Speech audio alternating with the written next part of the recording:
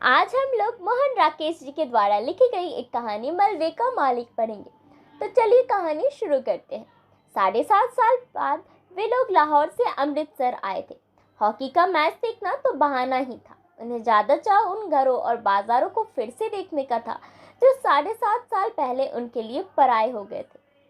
हर सड़क पर मुसलमानों की कोई ना कोई टोली घूमती हुई नजर आ जाती थी।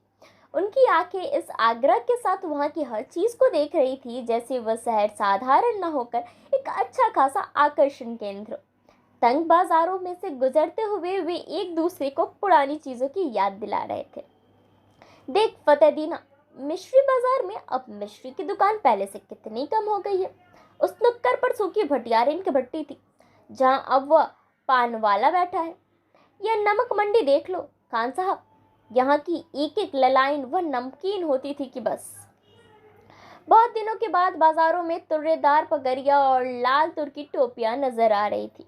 लाहौर से आए मुसलमानों में से काफी संख्या ऐसे लोगों की थी जिन्हें विभाजन के समय मजबूर होकर अमृतसर से जाना पड़ा था।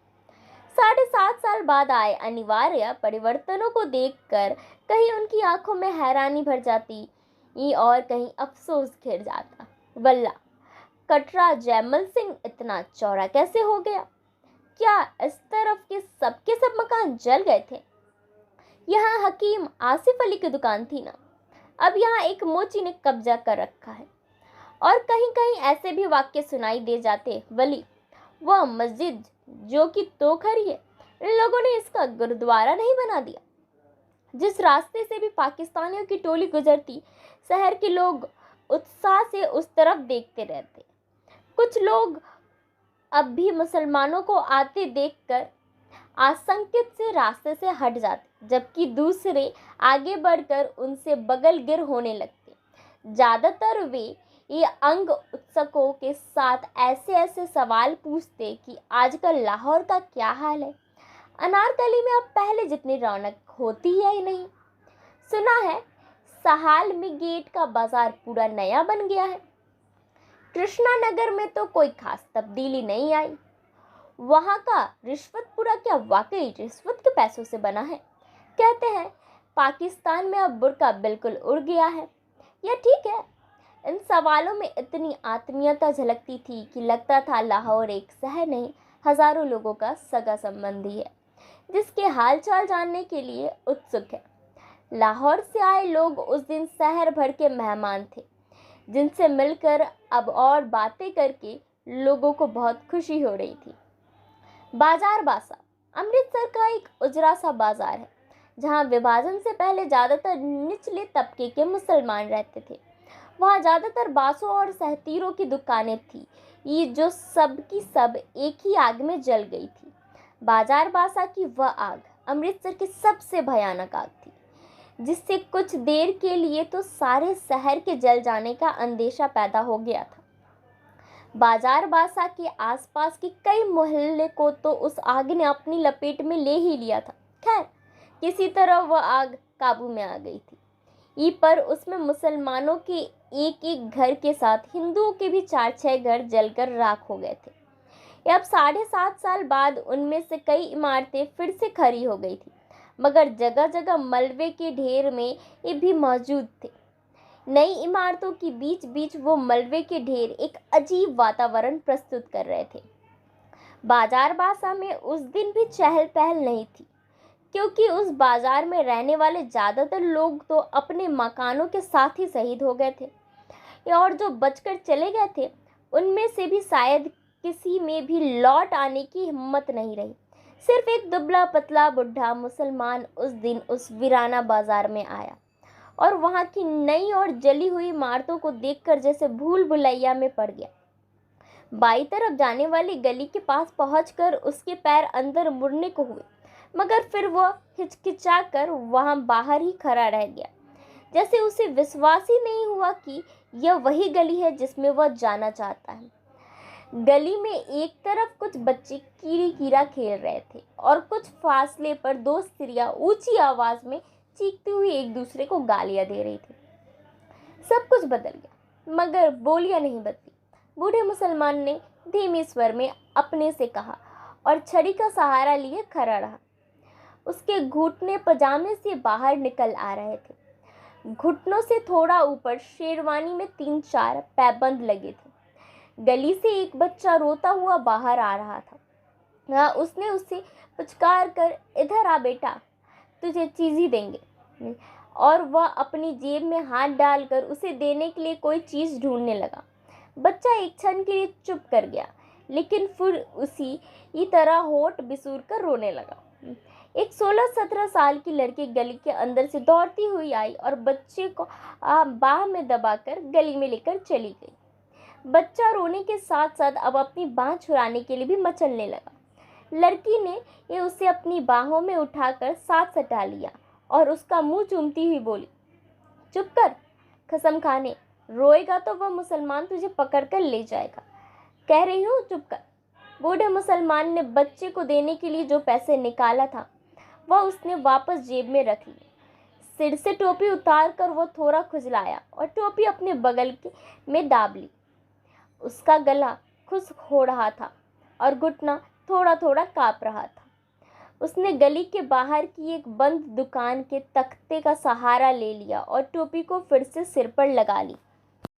गली के सामने जहाँ पहले ऊंचे ऊंचे सहतीरे रखे रहते थे, वहाँ अब एक 3 मंजिला मकान खड़ा था। सामने बिजली के तार पर 2 मोटी मोटी चीलें बिल्कुल जड़ से बैठी थी। बिजली के खंभे के पास थोड़ी धूप थी। वह कई पल धूप में उड़ते जर्रों को देखते रहा। फिर उसके मुंह से निकला, या मालिक। एक नवयुवक चाबियों का गुच्छा घुमाता गली की तरफ आया। बूढ़े को वह खड़े देखकर उसने पूछा, कहिए मियाँ जी, यहाँ किस लिए खड़े हैं? बूढ़े मुसलमान को छाती और बाहों में हल्की सी कपकपी महसूस हुई। उसने होठों पर जबान फेरी और नवयुवक को ध्यान से देखते हुए कहा, बेटा, तेरा नाम मनोरी है ना? नवयुवक ने चाबियों को गुच्छे को हिलाना बंद कर कर अपनी मुट्ठियों में ले लिया और कुछ आश्चर्य के साथ पूछा, आपको मेरा नाम कैसे मालूम है? 7.5 साल पहले तू इतना सा था, कहकर बूढ़े ने मुस्कुराने की कोशिश की। ये आप आज पाकिस्तान से आए हैं? हाँ, पहले हम इसी गली में रहते थे, बूढ़े ने कहा। मेरा लड़का चिरागुद्दीन तुम लोगों का दर्जी था। तकसीम से 6 महीने पहले हम लोगों ने यहाँ अपना नया मकान बनवाया था। ओह गनी मियाँ, मनोरी ने पहचान कर कहा। हाँ बेटे, मैं तुम लोगों का गनी मियाँ हूँ। चिराग और उसके बीवी बच्चे तो अब मुझे मिल नहीं सकते, मगर मैंने सोचा कि एक बार मकान की ही सूरत देख लूँ। बूढ़े ने टोपी उतारकर सिर पर हाथ फेरा और अपने आंसुओं को बहने से रोक लिया। तुम तो शायद काफ़ी पहले यहाँ से चले गए थे। मनोरी के स्वर में संवेदना भर आई। हाँ बेटा, यह मेरी बदबख्ती थी कि मैं अकेला पहले निकल कर चला गया। यहाँ रहता तो उसके साथ मैं भी। कहते हुए उसे एहसास हुआ कि यह बात उसे नहीं कहनी चाहिए। उसने बात को मुंह में रोक लिया, पर आंखों में आए आंसुओं को नीचे बह जाने दिया। छोड़ो गनी मियाँ, अब उन बातों को सोचने में क्या रखा। मनोरी ने गनी मियाँ की बाह अपने हाथ पर ले ली। चलो तुम्हें तुम्हारा घर दिखा दूँ। गली में खबर इस तरह फैली कि गली के बाहर एक मुसलमान खड़ा है जो रामदासी के लड़के को उठाने जा रहा है। उसकी बहन उस वक्त पर उसे पकड़ लाई, नहीं तो वह मुसलमान उसे ले गया होता। यह खबर मिलते ही जो स्त्रियां गली में पीढ़े बिछाकर बैठी थी, वह पीढ़े उठाकर घर के अंदर चली गई। गली में खेलते बच्चों को भी उन्होंने पुकार पुकार कर घर के अंदर बुला लिया। मनोरी गनी मियाँ को लेकर गली के अंदर दाखिल हुआ तो गली में सिर्फ एक फेरी वाला ही रह गया था। यहाँ रखा पहलवान, जो कुएं पर उगे पीपल के नीचे बिखर कर सोया पड़ा था। हाँ, घरों की खिड़कियों में से और किवारों के पीछे से कई चेहरे गली में झांक रहे थे। मनोरी के साथ गनी को आते देख उनमें हल्की चहमगोई शुरू हो गई। दाढ़ी के सब बाल सफ़ेद हो जाने के बावजूद भी चिरागुद्दीन के पिता अब्दुल गनी को पहचानने में लोगों को दिक्कत नहीं हुई। वह था तुम्हारा मकान। मनोरी ने दूर से एक मलबे की तरफ इशारा किया। गनी पल भर ठिठर कर फटी फटी आंखों से उस तरफ देखता रहा। चिराग और उसके बीवी बच्चों की मौत को वह काफी पहले स्वीकार चुका था, मगर अपने नए मकान की इस शक्ल को देखकर उसे झुरझुरी हुई। उसके लिए वह तैयार नहीं था।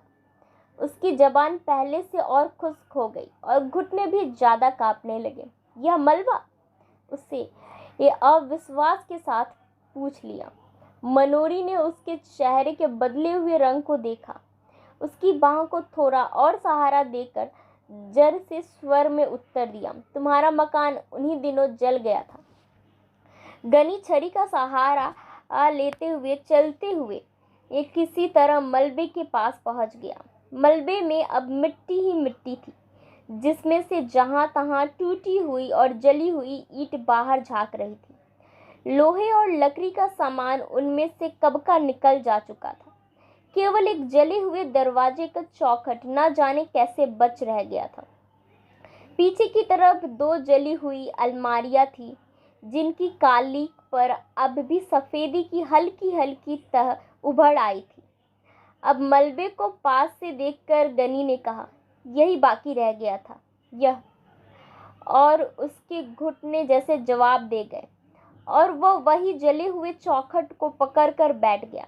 क्षण भर बाद उसका सिर भी चौखट से सटा रह गया। उसके मुंह से बिलखने की सी आवाज निकली, हाय ओए चिरागी दीना। जले हुए किवाड़ को वह चौखट मलबे में से एक सिर निकालने 7.5 साल खड़ा तो रह गया था, पर उसकी लकड़ी बुरी तरह से भुरभुरा गई थी। गनी के सिर के छूने से उसके कई रेशे झरकर आसपास बिखर गए। कुछ रेशे गनी की टोपी और बालों पर भी आ रहे थे। उन रेशों के साथ एक केचुआ भी नीचे गिरा, जो गनी के पैर से 6-8 इंच दूर नाली के साथ साथ बनी ईंटों की टपरी पर इधर उधर सरसराने लगा। वह छिपने के लिए सुराग ढूंढता हुआ जरा सा सिर उठाता, पर कोई जगह न पाकर 2-1 बार सिर पटकने के बाद दूसरी तरफ मुड़ जाता। आज की इस वीडियो में यही तक। इसके आगे की कहानी हम इसके बाद वाले वीडियो में पढ़ेंगे। इस वीडियो को अपना वक्त देने के लिए आप सभी का बहुत बहुत शुक्रिया।